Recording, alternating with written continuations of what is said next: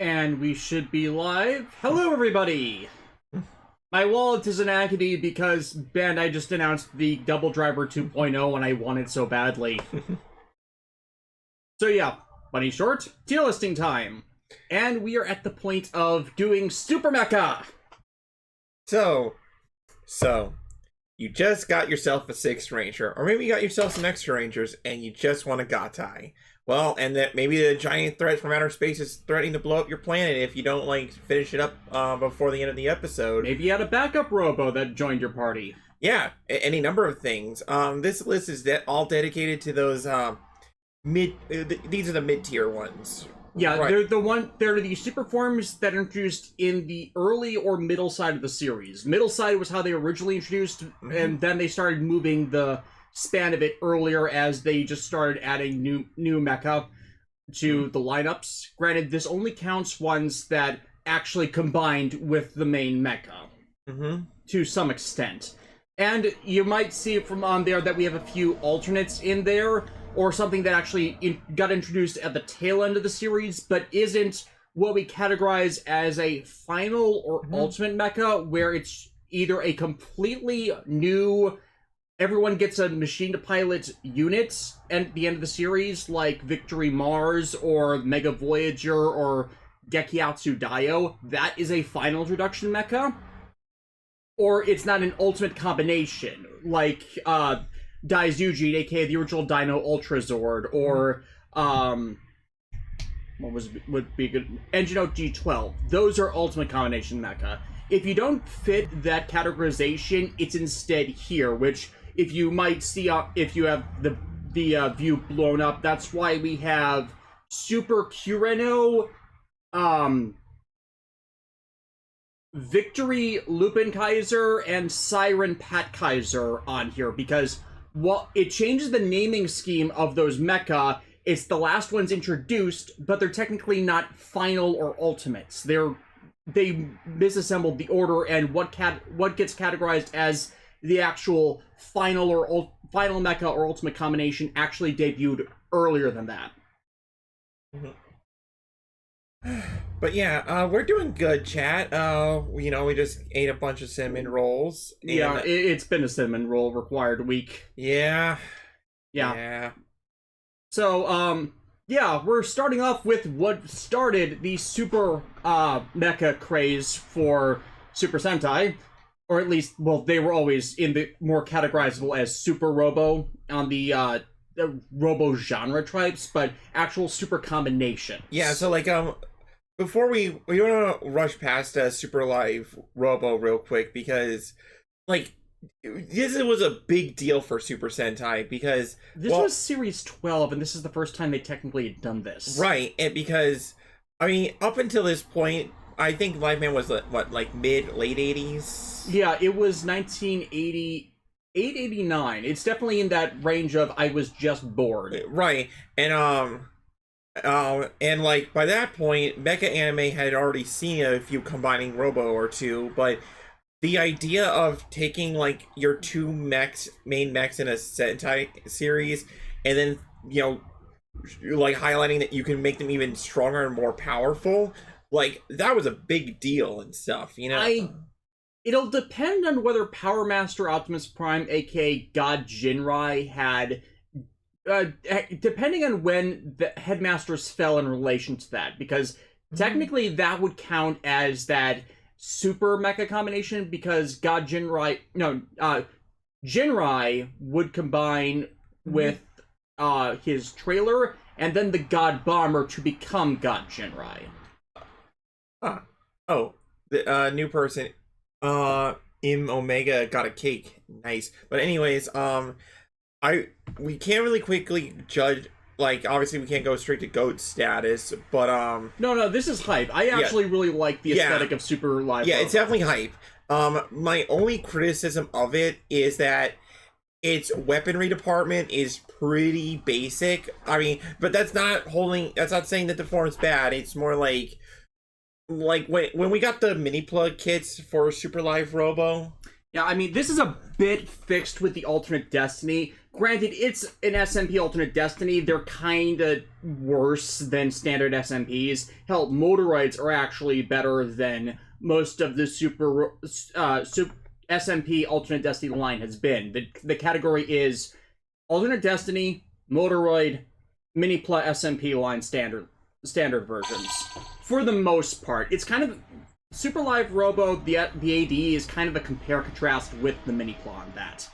It at least can hold the weapons. Yeah, but anyways, yeah, definitely hype. Yeah. And yeah, it's either Transformers with Master Force or Super Sentai with Super Live Robo that really kicked off the Super Live Combiner craze. Outside of, I think the only example I can think of or I'm aware of is like the G armor for Gundam. The one who watches. I don't know when God Bomber debuted, but Jinrai/Power Master Prime debuted in '88. Yeah, so it might have just been in that same window of time. Yeah. So whichever you think counts for that is, actually phrasing it like that, they might have both gotten word of what they were doing and like tried to one up the other on that. Considering ToQger and Bandai were in much steeper competition back then. Yeah. And then ToQger botched themselves even with the Hasbro agreement. But So neither here nor there. next up is Super Turbo Robo.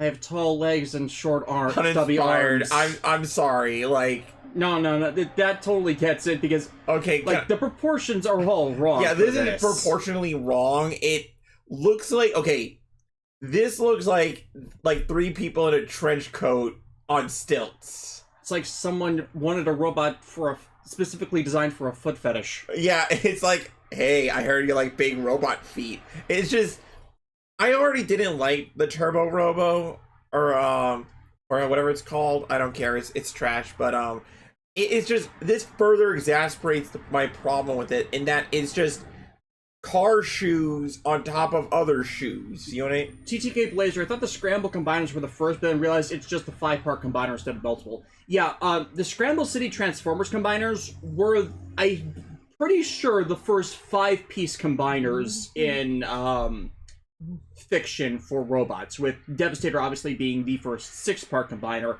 And I don't think it was until after Transformers, the actual series, debuted that, yeah, I'm pretty sure that's after when 5 Robo, Great Five, debuted in that series.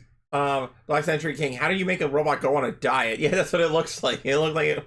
Yeah, it's like the proportions are just all wrong for Super Turbo Robo. Meanwhile, Riding 5 Robo. I kind of had to include it. Yeah. Even though it's counted as a separate form on the wiki, that's why it's here. And it kind of doesn't look bad. It's one of the few times where you have that support mecha that actually allows the actual flight mode. It's like, it reminds me of the Gundam riding the G-Fighter, which I really like that. And I would think, I would put it in acceptable.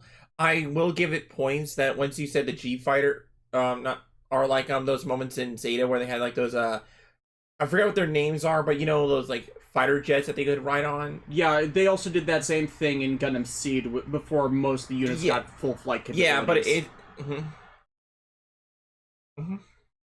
Beast Scorpio, have you heard the rumors of Super Sentai 2025 season? The one with the mythical animal theme? Yeah, we're curious. Hopefully they'll actually go through it. I didn't get a chance to mention this to you yet, but apparently the other rumor is that the weapon, the transformation trinket, and the robot are all in one this season. Huh. And the gimmick is going to be rings. Huh.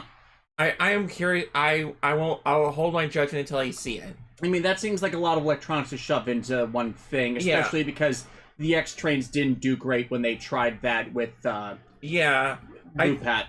But we'll see. But as far as the okay. Now this guy, Super 5 Robo looks better. Yeah, that guy looks pretty. He looks like a good lad. It's a lot more balanced in its structure than Super Turbo Robo. Yeah, and considering Turbo Ranger was kind of the one that caused Super Sentai's kind of downfall into a few consecutive years of skating by on the edge of their teeth to avoid cancellation. Five-Man not working with that. Jetman doing a lot to improve things, but it's come out more recently that Jetman actually didn't get them off the cancellation threat. Zyuohger didn't either. It was actually Power Rangers that finally got them off it because they were getting paid for the stock footage. But anyways, yeah. I would say that's acceptable. It kind of gives me the same vibes as Super Live Robo, but not as aesthetically pleasing with the color contrast. Yes, it's still that over red, blue, silver, black. Overtness that Super Sentai of the 80s, early 90s just didn't quite get out of yet. Hyper Haken. Okay, I wish the Time Ranger recreation of this Jetman's mecha aesthetic did this between the Time Robo mode Gamma and the Shadow.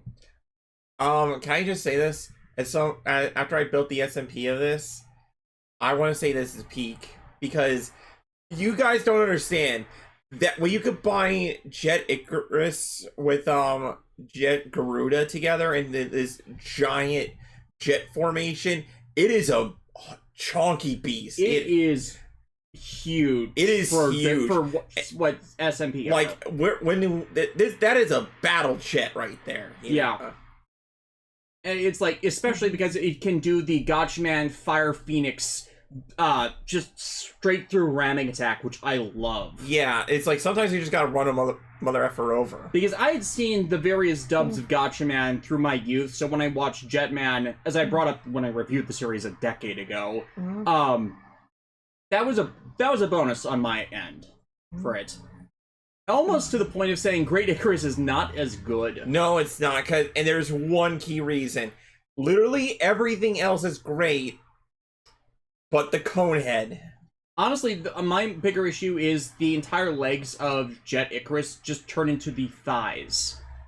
It's like you've seen with our mini plot how hard it is to balance on those feet. Yeah, it's like. Yeah. So it's still, I would say hype, but it's not hype. Super Live Robo, and I need to find where it is on here because the tier lister, when I uploaded the images, didn't put them in order again. I hate that about this. Oh, it's there it is. There he is. There he is. Yeah. So it's still a really good design. It's just like it's not as good. Making sure the list is back. Yeah, there it goes. Okay, Jetman and Daizyujin. Can I get a hot take for a second? Shoot. Acceptable. Okay, because hear me out, friends. Look, Ultimate Daizyujin works because it has the chest plate plus the majesty of riding Titanus with the chains and the guns and everything like that. But this out on its own, it's wearing Dragon Caesar as a pelt. Right, but the other two the Z bits are just kind of hanging there, not really doing anything, and I mean, they do more in the toy because you can attach the drill and the chest to like give it more presence. But this is one of those cases where there's a reason why they didn't use it as an individual mecha much, and more use it as a transitionary point into the ultimate combination. Yeah, it is acceptable. I think it would be better if it had a cape, but they didn't really do those sorts of accessories back then. Bradley Harris, oh boy, Alexa's about to trigger MMPR stands. Let them be triggered. They're wrong. There it is.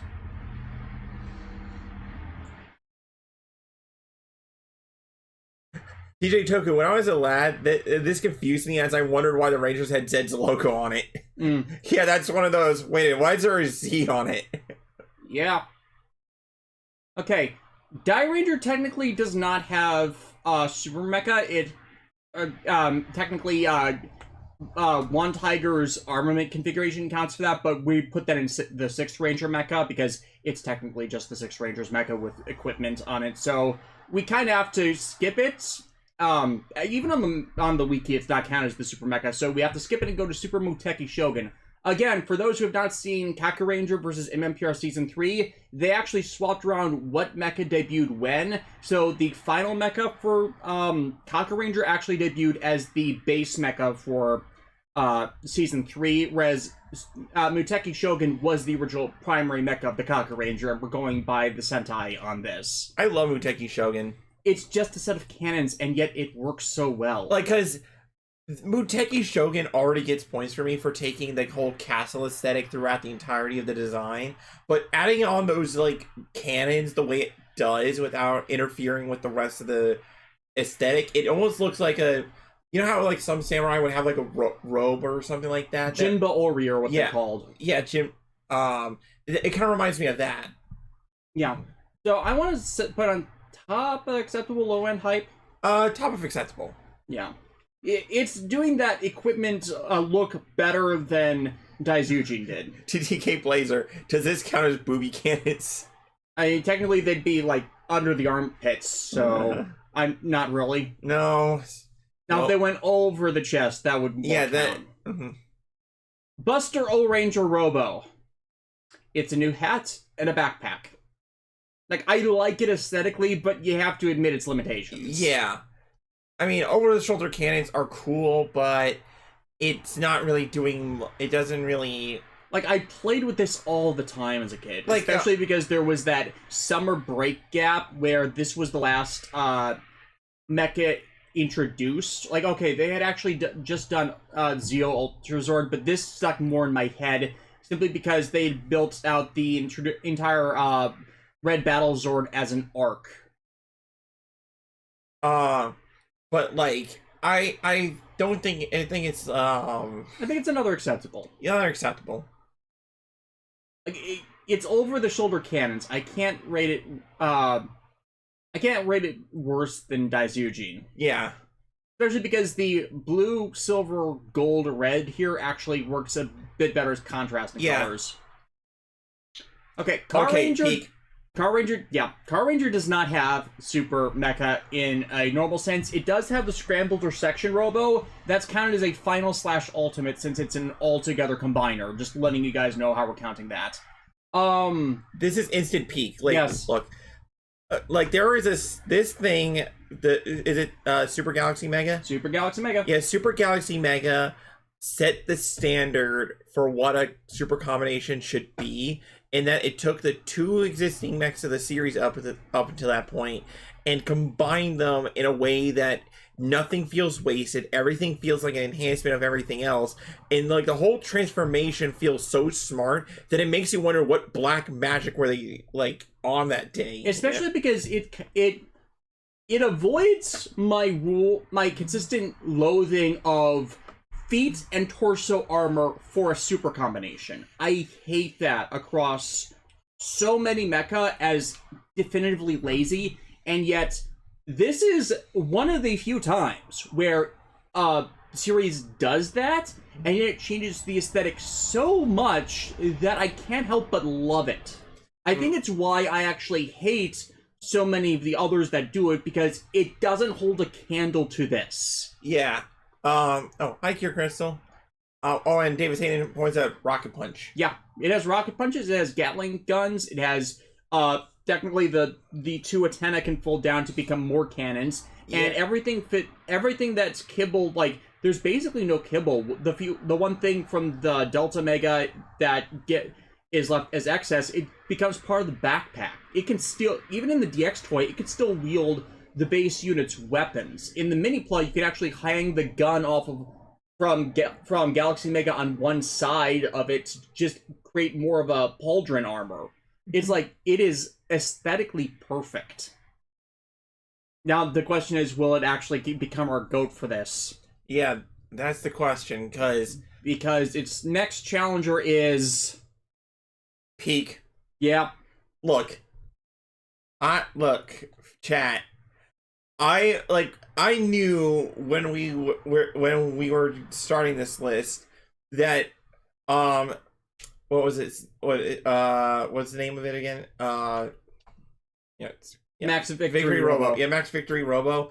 Or Lightspeed Solar Zord. I knew it was going to be peak status, but I am biased as hell, and I'm trying to make sure that bias doesn't make it instant GOAT for me. Yeah. Does that make any sense? Like, I love this thing so much, but I have to be fair to everything else, you know? Yeah, and it's like, this is what I was talking about again with contrasting against Super Galaxy Mega. Like, Galaxy Mega does something so well that it avoids my general loathing of it, whereas Max Victory Robo is what I actually want a lot of these super combining mecha to do. It doesn't just create torso armor, it actually creates armor for everything. The shoulders separate, it gets new gloves, it gets new waist armor, it gets new torso armor, it gets a new helmet, it gets shoes, it does everything. And its finisher just whipping out those sidearm cannons like it was a precursor to the Strike Freedom or something, and just like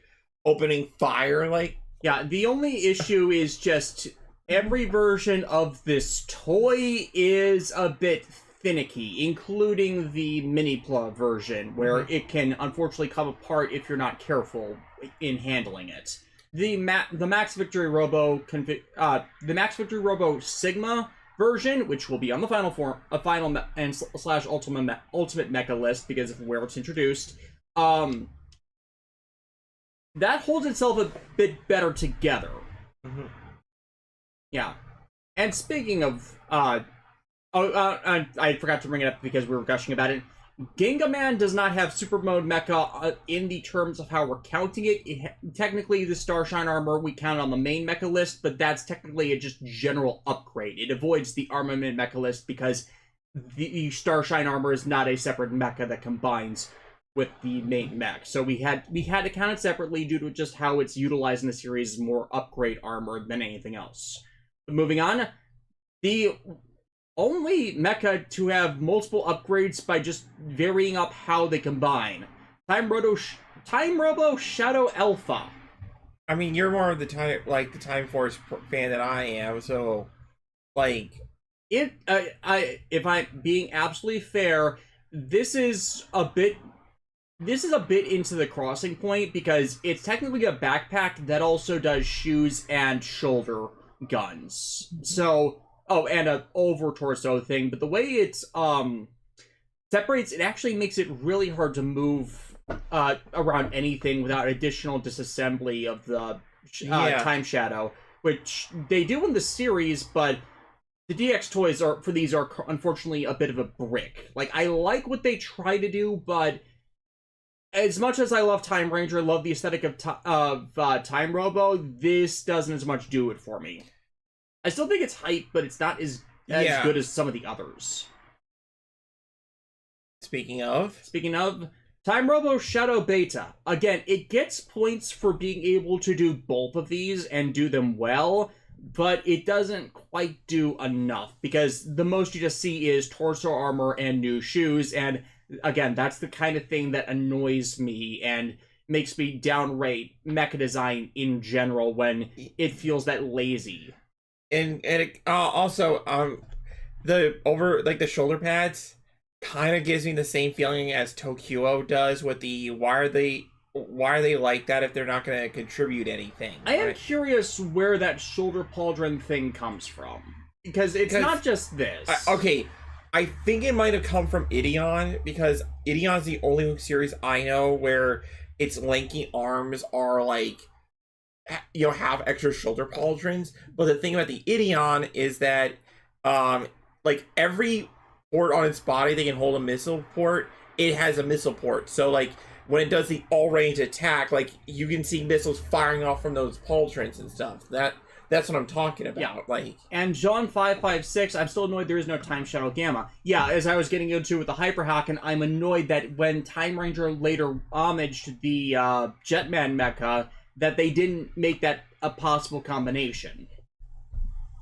But we're on to Hurricaneger, because Gout Ranger's power animal system does not give them any true super form mecha beyond the internal Soul Bird power-up upgrade. And if we were to count that, we'd have to count all the Gout Ranger mecha again. So, no. Instead, we have another contendant for GOAT. Yeah, because this is also going straight into the peak tier, because, what is the name of this one? Gold-Eyes and Pujin. Yeah, Gold-Eyes and Pujin. A.k.a. the Thunderstorm Megazord. Hurricaneger SMPs when? When? Because look at the beauty of this thing.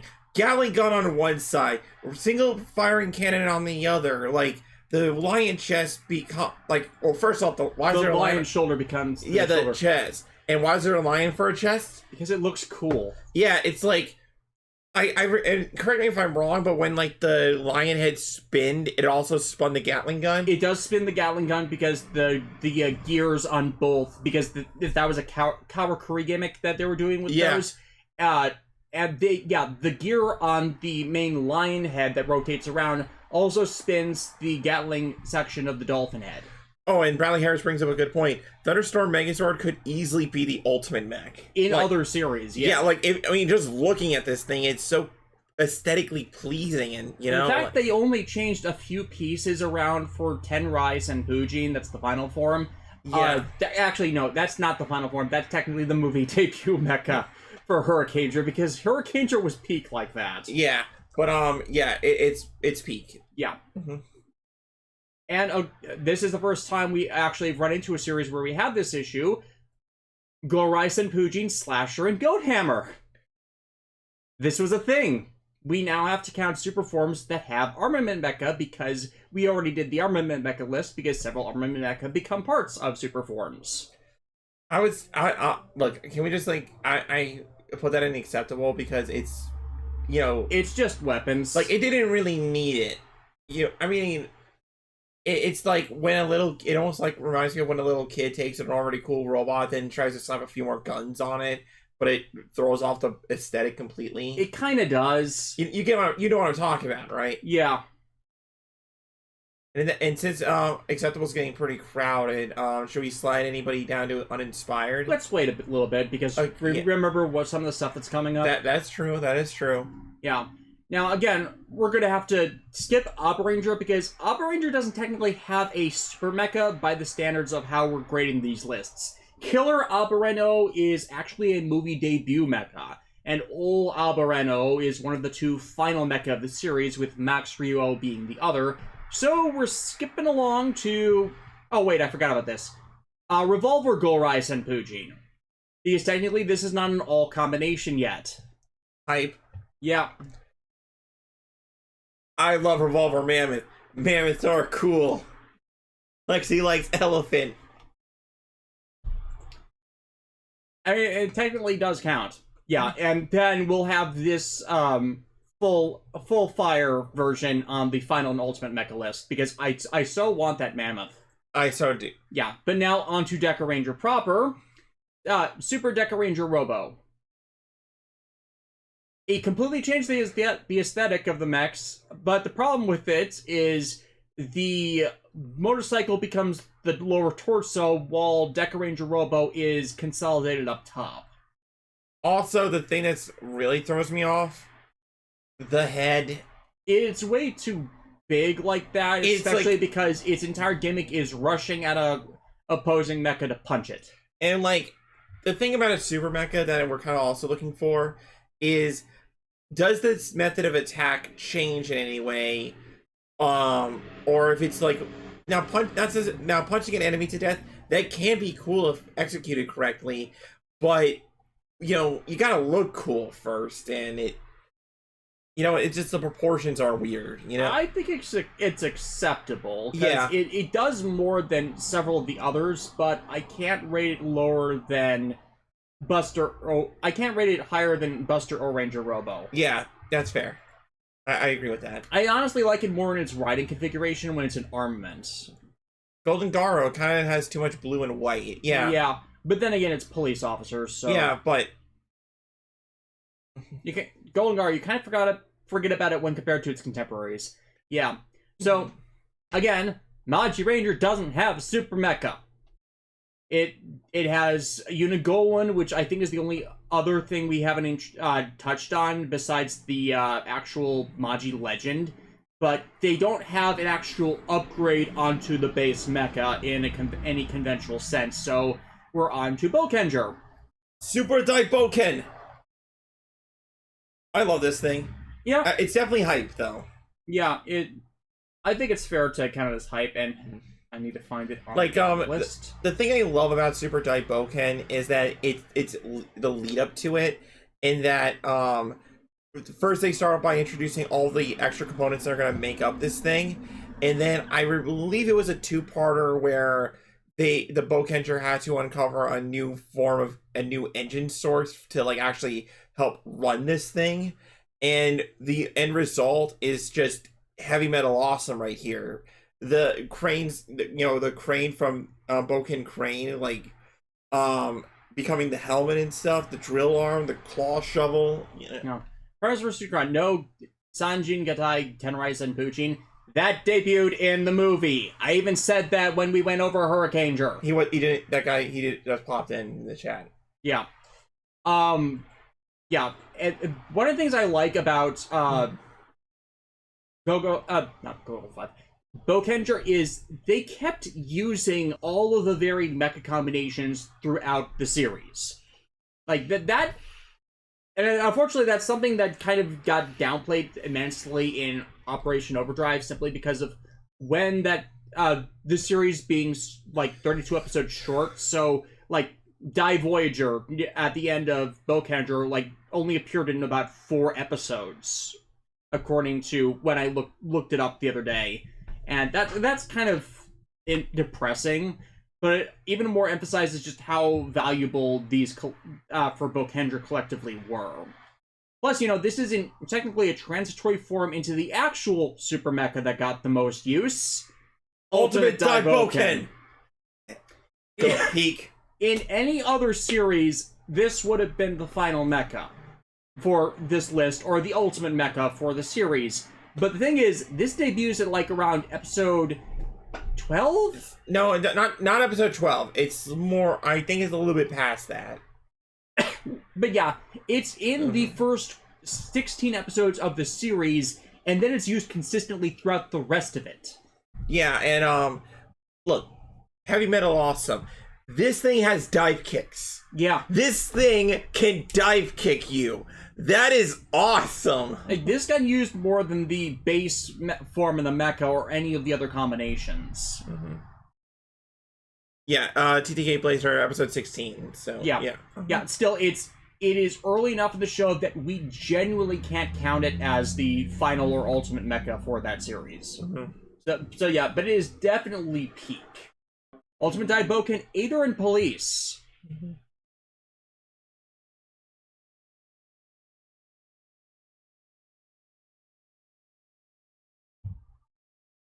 Fixing the windows I have open. Yeah, anyways, Aider and Police. Alexis? I mean, it's acceptable. I mean, it's just actually I put that on here already. Mm-hmm.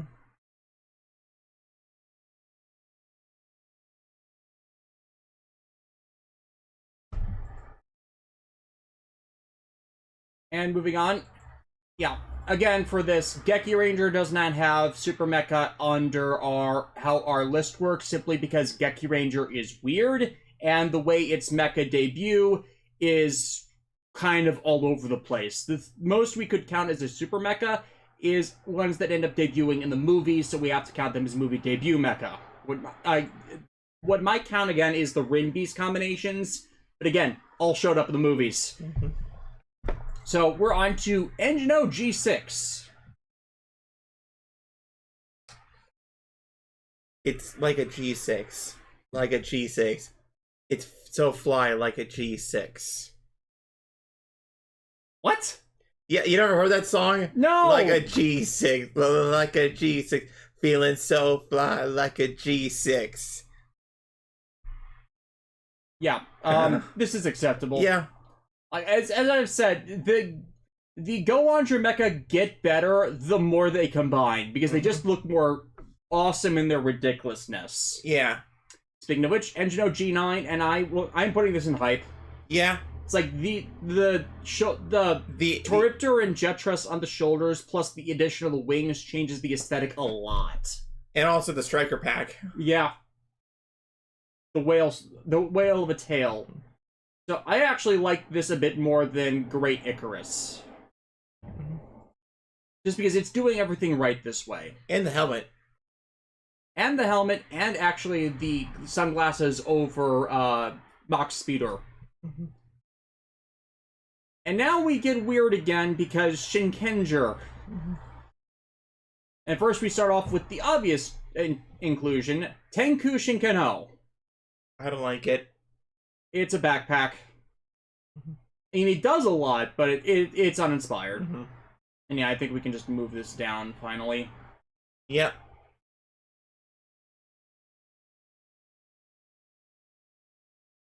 Daikai Shinkano, however, Yeah, that's acceptable. that's hype for me. Oh, that's hype for you? Okay. Yeah, so bottom of hype.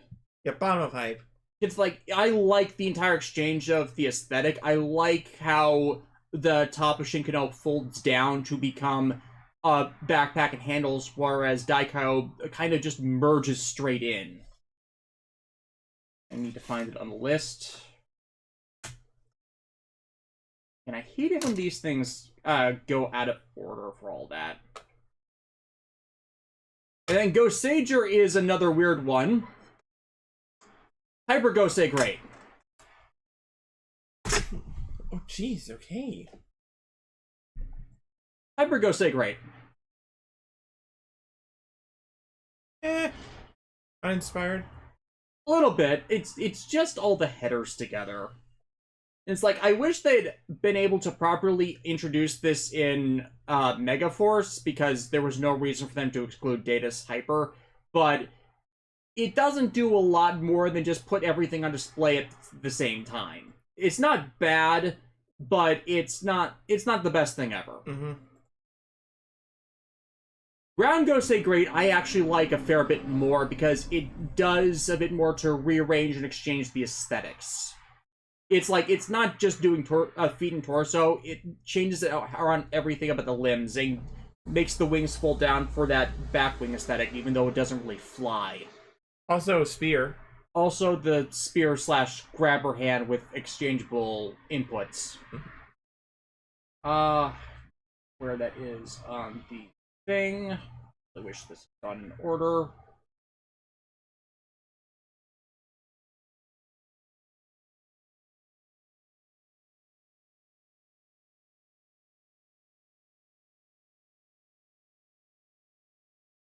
Where is it? Oh, there it is. Yeah, it's acceptable.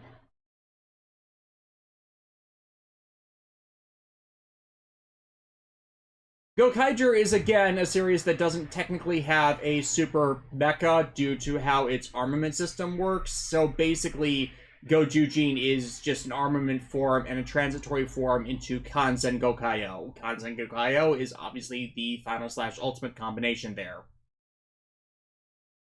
Kamen Blackman, I like Ground Gosei Great, but the Shark and Phoenix as shoulder pads are huge. Yeah, I like it like that. So yeah, we're on to Great Go-Buster. I would say it's hype. Yeah. Like, for all the crap that we can give Go-Busters, I do think that they definitely made the best out of a bad situation with this one. And also, like, just how mighty that spear is. You know? Yeah, it definitely docks points because it can't combine on its own. It has to be assembled in the base and then has to crawl on, so it can't really move the way it's supposed to. It only ends up getting that with Tatsugami Lai-O. And speaking of, Go-Buster King is going to be counted as the ultimate combination. Otherwise, we instead have a different super mode for that as well that gets counted here. Go-Buster Lai-O. And since it's late introductory, it technically counts as a final mecha, but it's not treated in that role very much. But by how our list works, Go-Buster King will be the final form. Mm-hmm. Yeah, Lai-O, again, the face on my chest is just a decoration.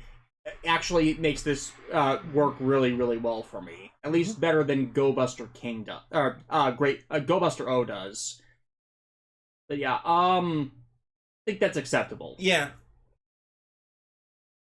Okay, on to Kyuranger. Raiden Kyoryujin. Yeah, that's pretty hype. I considering where the list is moving, I like it, but Yeah, it's just a flight pack. Yeah, it's just a flight pack. The true peak wouldn't come until later. Yeah. Again. And plus, like, this particular combination with the arms, like, it's not its best look.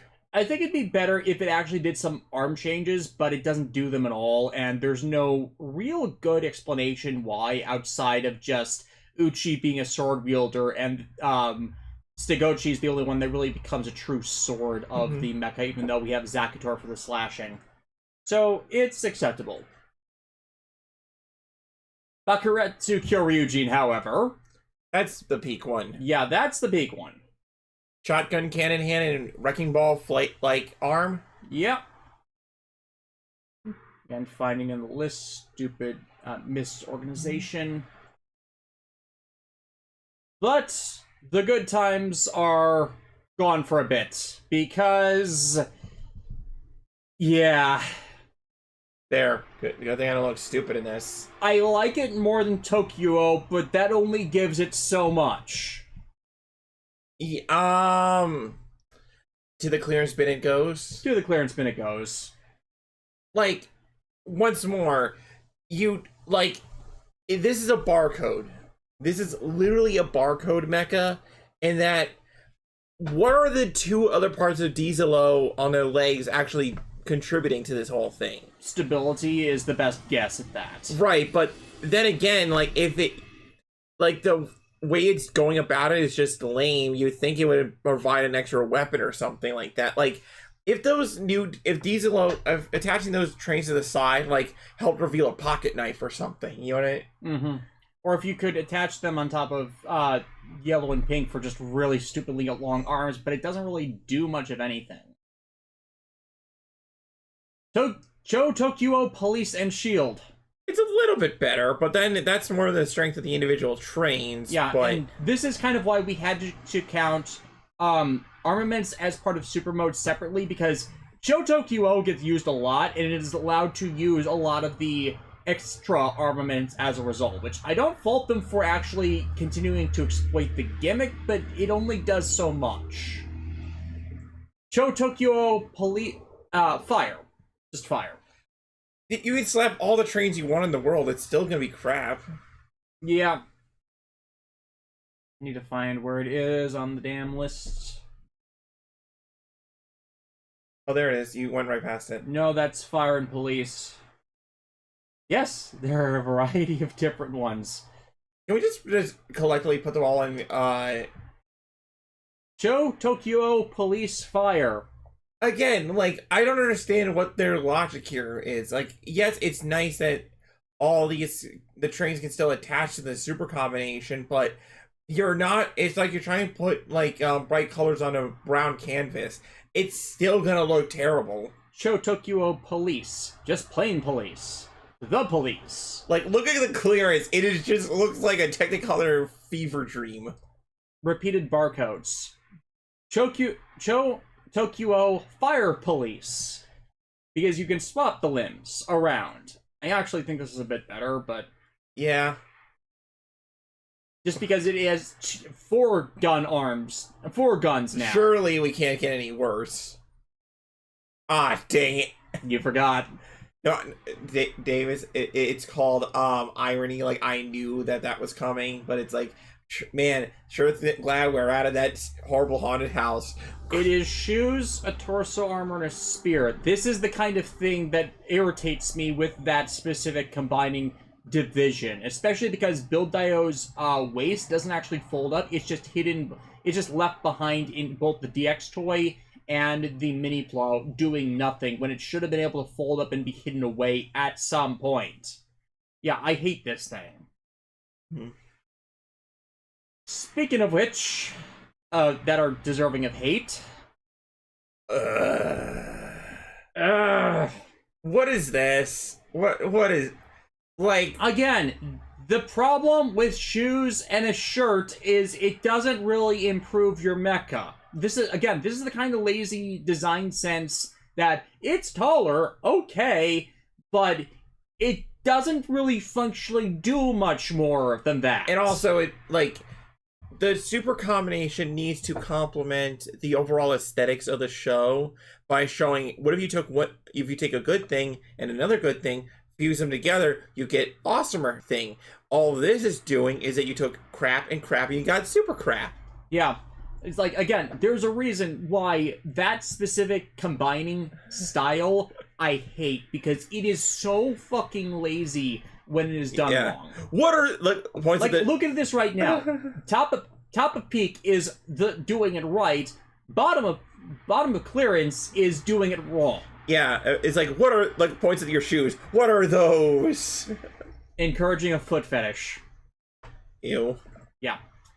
Okay, I like this guy. Wild Zyuohger, on the other hand, is another that does it more right. It docks all the core 6 machines together, turns the main torso units of both of them into arms, lets one of the waist mecha become the torso mecha with assistance from parts from the 6th mech, turns the cannon of the 6th mech into a new head for it all, and lets the legs be legs. I like Wild Zyuohger. Yeah, it's a chunky little friend. Yeah. Can't put it more than hype. Can't put it into hype though, because it's a brick. Yeah. It's just a brick. We can't do more than that. It's mid. Yeah, it's a mid-quill. It's mid-quill to mid-quilling. Yeah. Wild Zyuohger Kuma Axe. Sorry there's not a bigger picture of it, but it's think Wild Zyuohger, but just with big axe. Yeah. The big axe, I will always be a proponent for big axe. Mm-hmm. Wild Zyuohger Panda Axe. Why did they do this? Why is it gold? Why did they feel the need to do that? I don't know why. Why are pandas gold? Can you tell me why pandas are gold? I don't know why. But it's worse. It's bottom of acceptable because it's just a gimmick change. This, however, no, this fucking thing is hype. Oh yeah, Wild Tosai King. Okay, let's give people context for how this combination came to be, because I still vividly remember this in a Zyuohger when they were in the middle of a crisis. The 6th Ranger and the rest of the Zyuohgers were scrambling to try to figure out, we need a big power up, but we're unsure of how to do it, because it's like they knew they had to combine their mechs, because they knew the mechs could combine, but they were trying to figure out how to do it. So they were literally sitting there, like putting their playing with their mecha in their miniaturized form like they were blocks, because oh my god, they are blocks. Yeah, and oh my gosh, the people the Ranger, the heroes finding out a new power up combination by playing with the toys, and thus it's silly, it's funny, but it's effective. Yeah. And also the pile bunker. The pile bunker on the right arm and the cannon on the left arm, utilizing everything still that was provided by the previous mecha. Yeah. 1 and 6 becoming the torsos again. 3 and 4 that were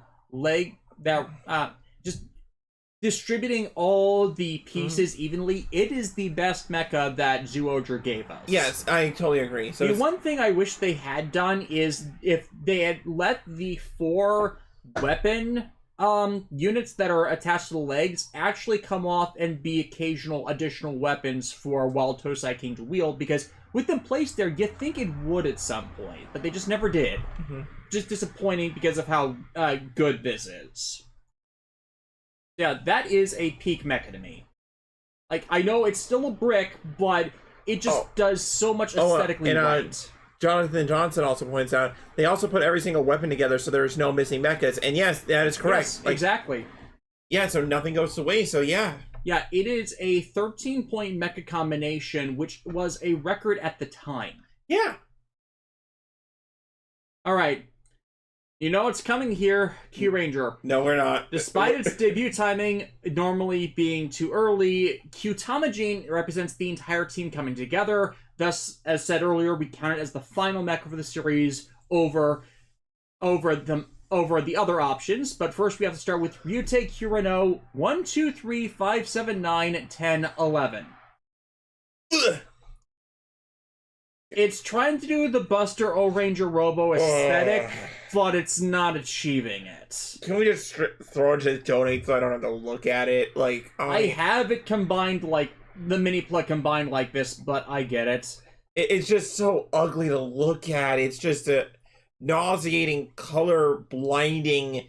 It's like if you saw your friend wear a bunch of tie-dye shirts and clothes at once, and you have to ask, like, what acid were they taking that morning? Yeah, it's like, as we said with Kyuranger, the original mecha is great, and then it progressively got worse. Ryuteo Kyureno 124, 10, 11. Basically, it's just a swapping of the feet. Same deal. Yeah.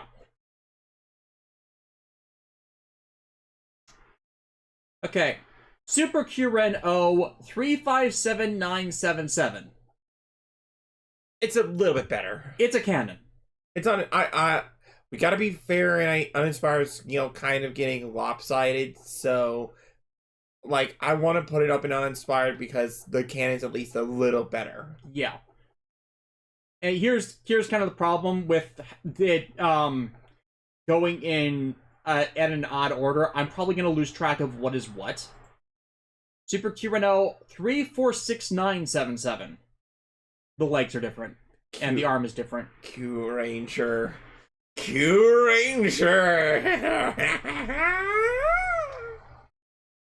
It has that. Golden Garo has that Megatron Riz. Kyureno 4691177. You literally flipped between the two images, and I didn't notice. Like, wait a minute. Like, that's. Yeah, just spot the difference. What, like, what's the point of that? That means nothing. It's like the same problem with ToQger. Like, you swap the limb, but what does it actually do?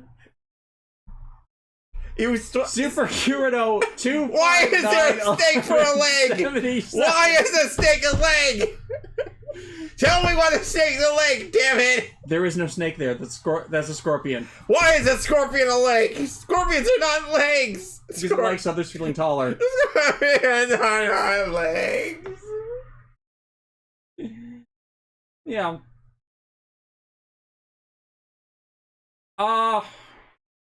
257977. Oh, sorry, I died for a second. What? Yes. I am just permanently blocking these from my memory, so if you were to put them in all in clearance or uninspired, Yeah, it's especially after we got overwhelmed by the Kyuranger combinations last time, but this is the general problem with Kyuranger. They didn't make the limbs aesthetically pleasing enough, or the ones that were, like the snake head, they didn't use enough. Or they didn't use it in the proper combinations because gold and silver consistently became legs instead of arms. It's like the orbs. The almighty orb. That was secretly broken years before. See, snakehead. I like this. I really like that. Because the snakehead's actually distinct and different. Like, it actually does something. Like, yeah. It's like, I could have used different legs, but it's something better. You can actually use the Scorpion Stinger as like a leg attack there. Chameleon can camouflage the mech if they used the mecha powers like that. They didn't.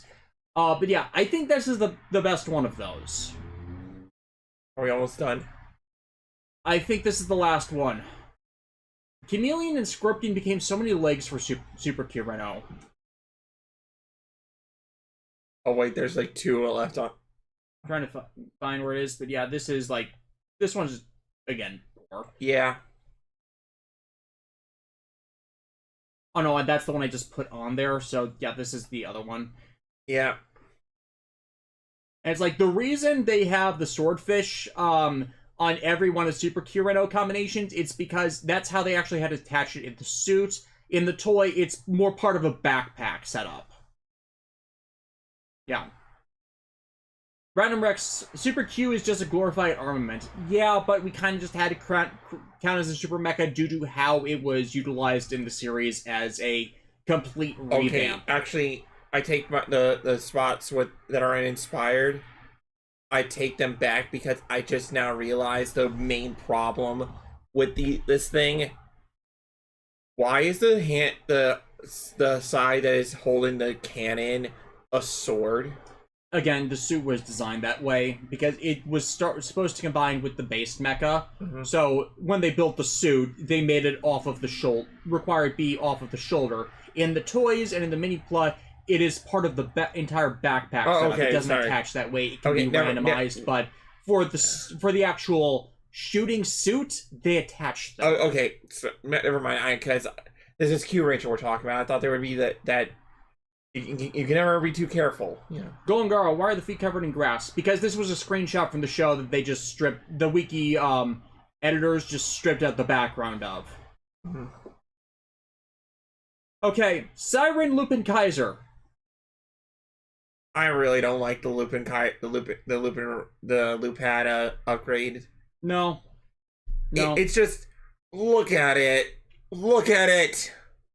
What is that fire? Like, okay, you know how you can really tick me off? When you have a combination where all you did is just slap a vehicle to the side of something and you didn't even, like, change it. Like, you didn't even, like, have it... the fire truck doesn't even really extend outwards to show that it's actually a secret hand or something. The limb bends in the mini plot. It is not in the DX toy. Yeah, so imagine getting this DX toy and then you just have a whole fire truck stuck to the side of it, spinning around. Plus, the fire truck, as we didn't really get into when we went through this, we were just exhausted after Kyuranger. The fire truck is just a repaint of the crane. It's a base palette swap. Yeah, and the magic hand just is... It doesn't work. No. Yeah, so it's uninspired, bottom of uninspired. Siren Lupin-Kaiser strong. Case in point, it is literally just... It is practically the same.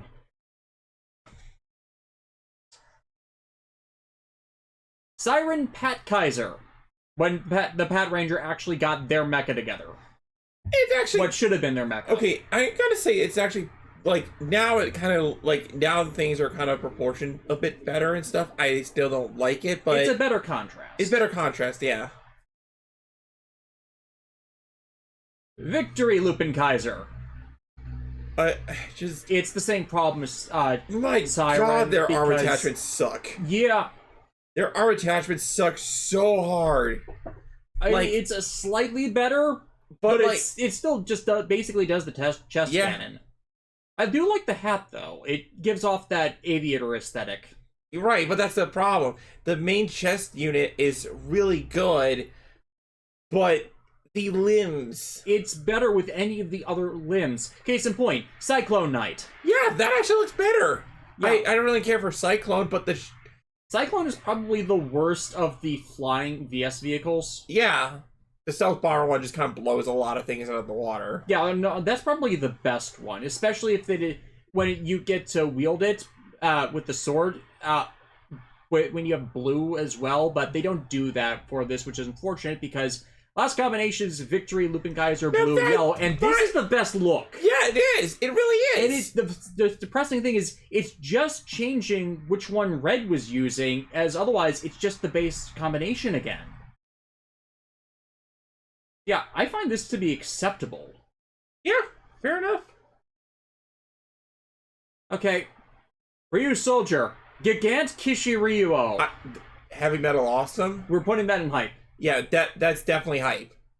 Like, this is so much of hype, because it is still, like, fully functional. This is how you do the fist-brawling thing that, Super Deca Ranger Robo didn't quite get right. And it has the cannons. Oh yeah, the cannons, and it's just... the improved mag helmets, the torso armor, and again, this is, again, that aesthetic where it could have easily been screwed up by just doing shoes and torso armor, but instead of that, it gets shoes, it gets knee guards, it gets the torso, it gets the helmet, it gets new shoulders, and it reconfigures the remaining heads into two giant biting fists of fury. Yeah, and also because it's based off of Ryu Soul. What was the main? Kishi Ryuo? Kishi Ryuo. So it's been a bit. Since it's based off the main mech, it's an agile little guy. You know what I mean? So it's not like sticking around. Like, this thing can move. It can. And again, this is why we had to count Armament Mecha first, because of I'm forgetting its name. the fire one. Dime Volcano? Dime Volcano. Yeah, because that's technically an armament, and yet it becomes a new... It's required to even get to this point. Mm-hmm.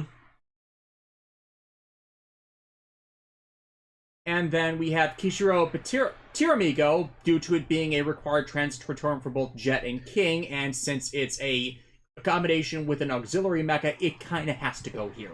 My son can fly. Yes. He is a flying dinosaur. It's acceptable. Yeah.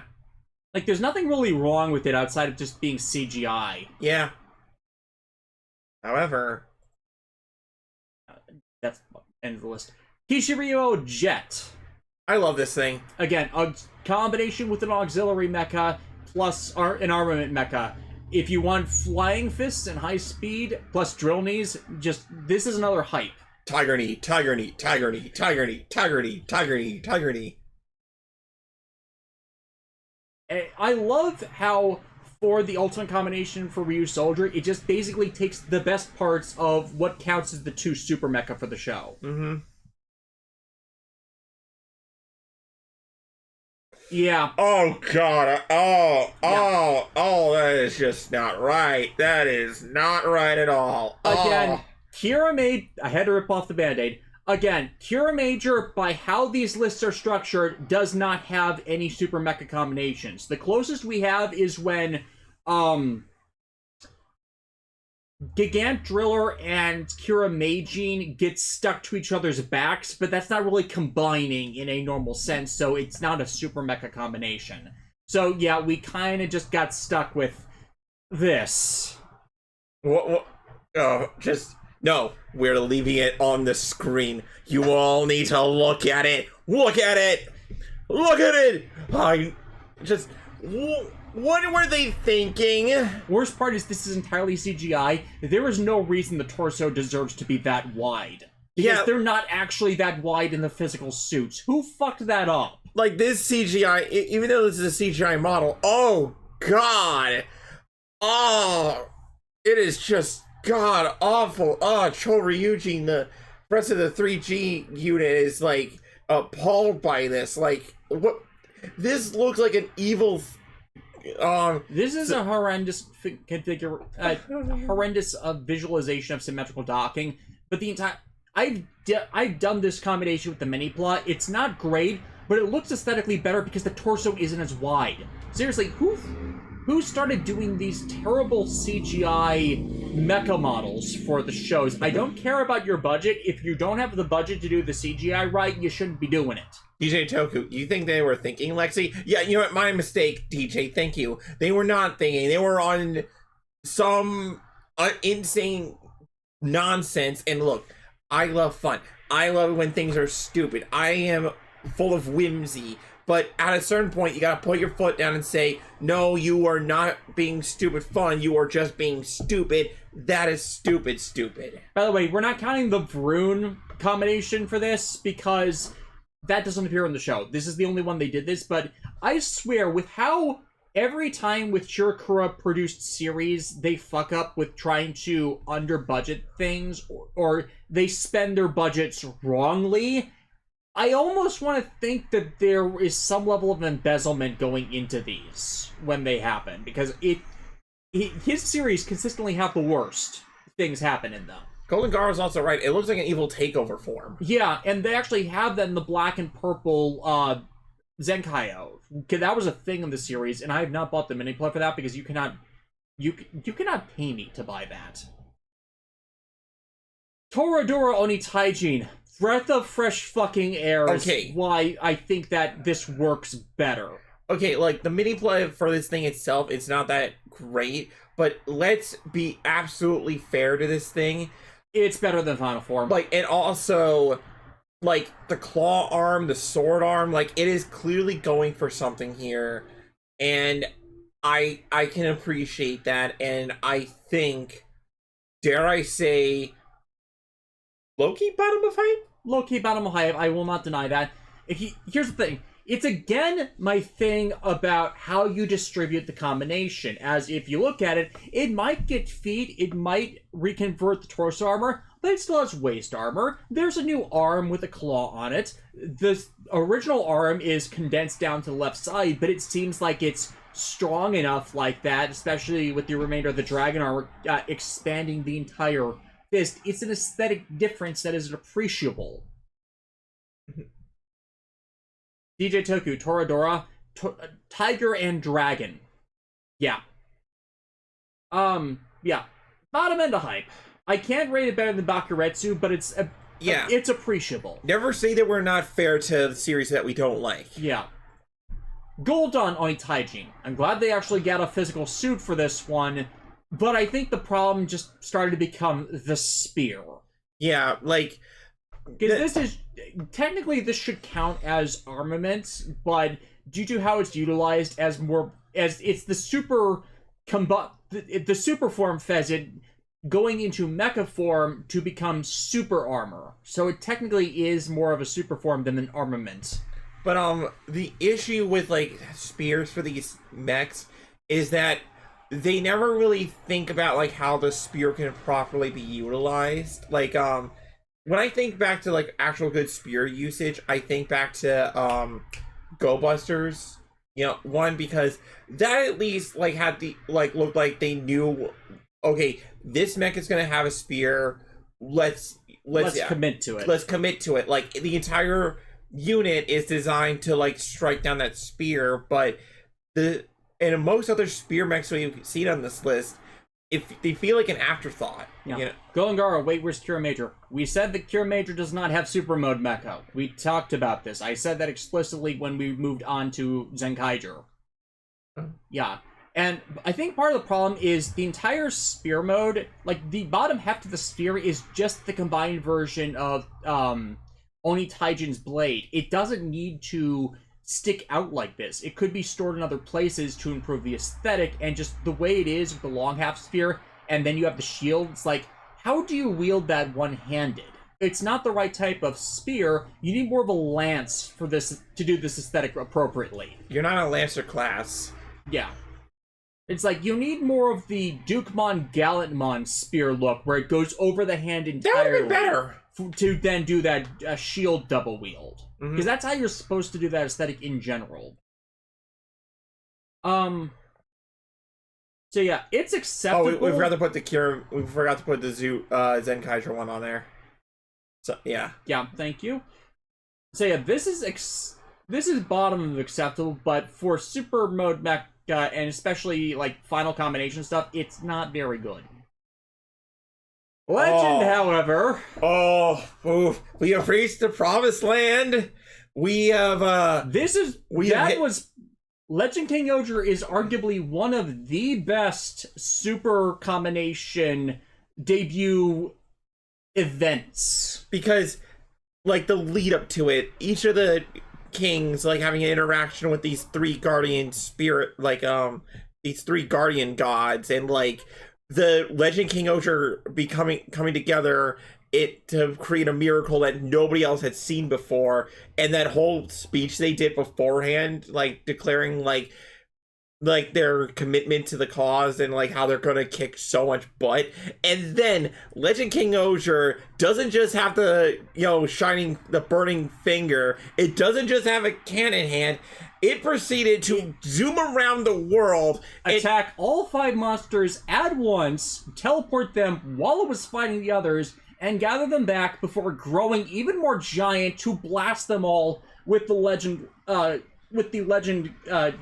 Chu gods. Like, it is not just a super, like, it is a full-on super robot. Like, I mean, most Super Sentai mecha are classed in that category, but when I say super robot, I'm talking Gurren Lagann shit. Yeah, the Gurren Lagann shit. The physics defying how the hell the only way you're pulling this off is through the sheer power of humanity, and yeah, peak. Yeah. But what could possibly be more peak than this, you might be wondering?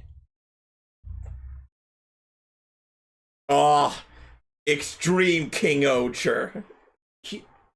Gira's speech as he was fighting King-Ohger Zero and Hercules, that is burned into my brain. That was why it was the climax piece of the Code Geass reviews. If you haven't seen the Code Geass reviews, finally go watch them. I know it's 12 hours, it'll take you some time, but it is continuously built up to just doing that speech because it was stuck in my head that deeply.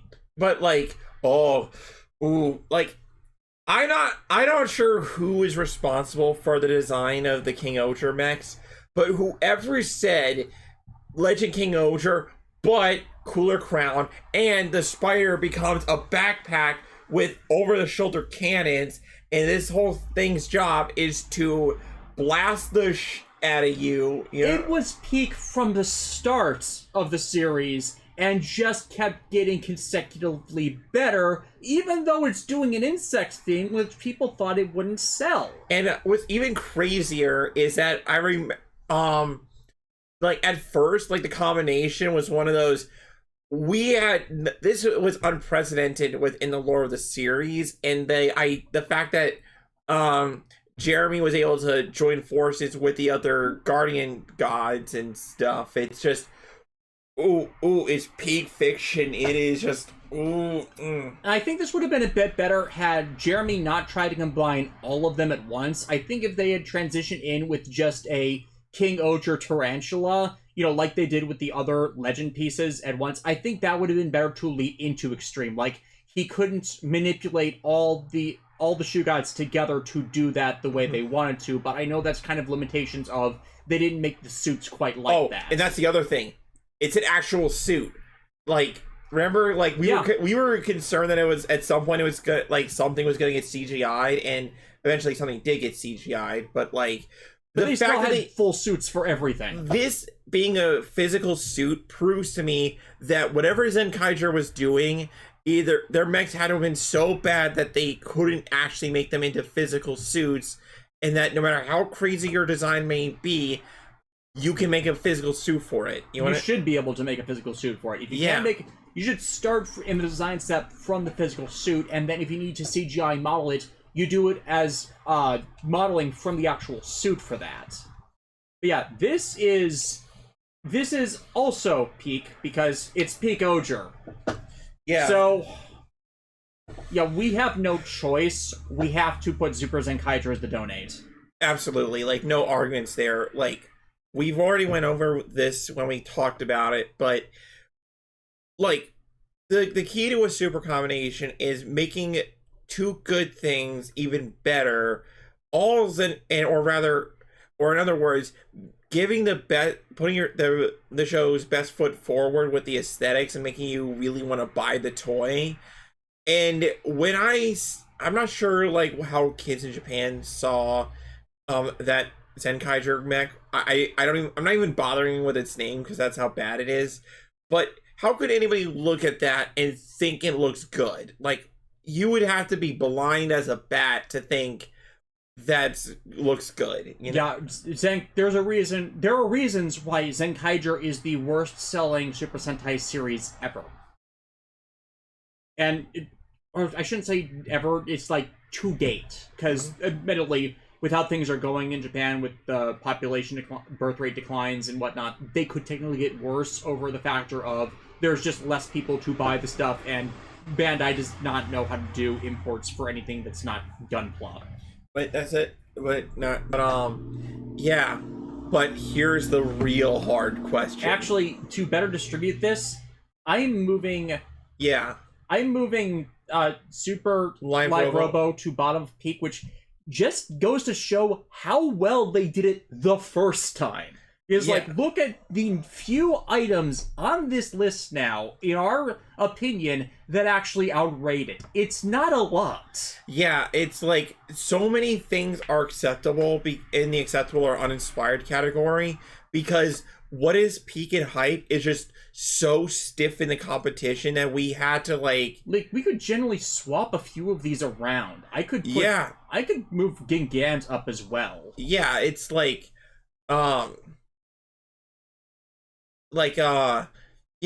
there's just like so many great super combinations, and like honestly, whatever's in our hype tier or peak tier you can consider to be like our A and A plus, or if you want it. Yeah.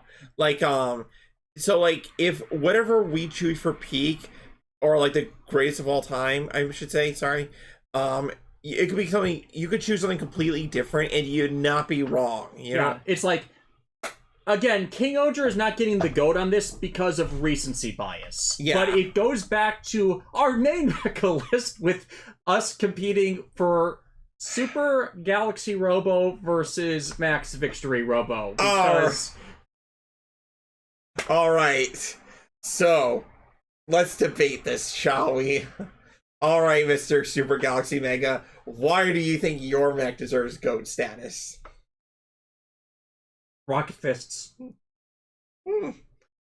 Counterpoint, Max Victory Robo. Like side cannons. Also, it can take the enemy's attack and throw it right back at them. It literally takes the... So how Max Victory Robo works is that if an enemy fires like a energy projectile or like a flame, especially a flame attack at the robot, Max Victory Robo just absorbs that energy and flings it right back at them. Damn it, you're right. Yes! Yes! Yes! Max I can't argue that. Is calling. Like, you can't... I logic that. Yes. Because, yes, look, like, Super Galaxy Mega is great, but the fact that Max Victory Robo is able to, like, take the bet, like, take something, not many Super Sentai mechs have that ability to throw an enemy's attack right back at them, and just, every time, like, those those side cannons come flinging out, it's like... I'm not even mad. Yeah, it is so good. Whoever thought that, like, that was so forward thinking when you think about it, because that meant, like, Liner Boy was not only its own transforming mech, but then they were like, okay, when this thing combines, side cannons, And plus it helps that it was one of the few Super Sentai series that after they introduced the final mecha, they still kept using. Exactly. Like, that most of the time when the final mecha gets debuted in a series, you never really see the super form again. Max Victory Robo is one of the very few times where it is seen consistent use in rotation with everything else. And as the mecha, as the monsters got stronger, they didn't just resort to using just Victory Mars outside of circumstances where they could absorb the power for Max Victory Robo. They started mixing them up in times to use them as backups in battle. After Gingaman had kind of started that with how they used Giga Rhinos and Giga Phoenix. Yeah. So Lexi wins again. Dustin Simone, my case for Thunderstorm: Gatling Shoulder, Lion Phase, and can use Sword if need be. Yeah, Golrai Senpujin is up there. Legitimately, anything that's in the peak tier could genuinely qualify, and there it just goes to personal preference. Yeah, like, now, for the purposes of our list, like, I won, and I'm a Logic Queen, but, like, if you see something in peak that you want to put in the GOAT tier, perfectly okay, that's perfectly hell, if you think something is hype as well, and anything in hype as well is, like, they might not be aesthetically perfect for us, but if they're your GOAT, go for it. Yeah, it's like, that's, like... The purpose of these lists is just to gush about our favorite mechs in Super Sentai, because that's a category I don't think it's enough discussion when it comes to the series, because, like, everybody sees them as just the collectible gimmick or whatever, when there's a whole beauty and design process to them in mecha design, you know what I mean? It's like Kamen Rider and Ultraman have to focus on making these suits as aesthetically pleasing for the main heroes. Super Sentai also has to do that for the mecha, not just the base heroes, because the mecha is the big draw for it versus anything else. It's like, it's the balancing point. It has to do on the ground fights as well as larger mecha fights, whereas Ultraman is always leading up through the kaiju attack into an Ultraman being summoned. versus Kamen Riders stay on the ground, and you have to consistently have the better action choreography and direction and the good gimmicks for those who are gimmick heavy to actually want people to buy whatever that is. Yes, they're toy shilling gimmicks, but things will not sell if the aesthetic of what they're selling or the utilization of the series itself is not good. Yeah. So if everything is the bad in the show, it's not gonna sell. You have to make a good You have to make a good product to warrant people buying the product. Absolutely, and like, it's just the reason there is like we keep picking on Kyuranger and ToQger and Zenkaiger Not is Kyuranger. that's ToQger. sorry, ToQger, Ninja, Zenkaiger. Sorry. The reason why we keep picking on those series is that it's where I felt like they let the mecha design philosophy fall by the wayside. It's like they were too focused on the gimmick and not focusing on how everything interacts with each other, you know? Basically, Naomi Takebe, who is involved with several of the worst Super Sentai designs, she needs to just stop. Like, even with her work on Geats, she interfered with Keiwa, the beginning of Keiwa's villain arc, to the detriment of the series overall, because that needed to be started earlier. She has done good work with some writers who are able to deliver what they all collectively want to do. Case in point, O's with its juggling of the metals was practically perfect. But for others, she needs to step back and get out of the show's way and not be involved in any of the design steps if she is, or if she's not, then she needs to stop trying to sell a bad design because it never really works out the way she wants it to. I'm not placing all the blame on her. I don't know much of her, but anytime we see kind of press releases and statements from her, it only ends up being to the detriment of what they're trying to do. And I cite her with some of this because she was the one who was sent out to try and sell everything with Ninja's garbage aesthetic, and it failed. It failed. So again, I'm not trying to blame solely her, but it's when she keeps intersecting with stuff that we seem to see more problems, rightfully or no, in that judgment. Yeah. So again, that was the super combination list. Yeah. So we will be doing another of these tail end of October. It's the tail end of September right now. Instead of that, next week, Alexis is playing our game of the stream of the week, and we will be doing Beautiful Joe. Yep. So going from Henshin Hero time. Yep. Hopefully it will still work in my Wii. We've not tested the game. I bought it a while ago. I think I played it about once. We'll have to see if it still works. If not, we'll try something else. Yeah, I have plans. Yeah. And we will see you all next time. Yep. Bye.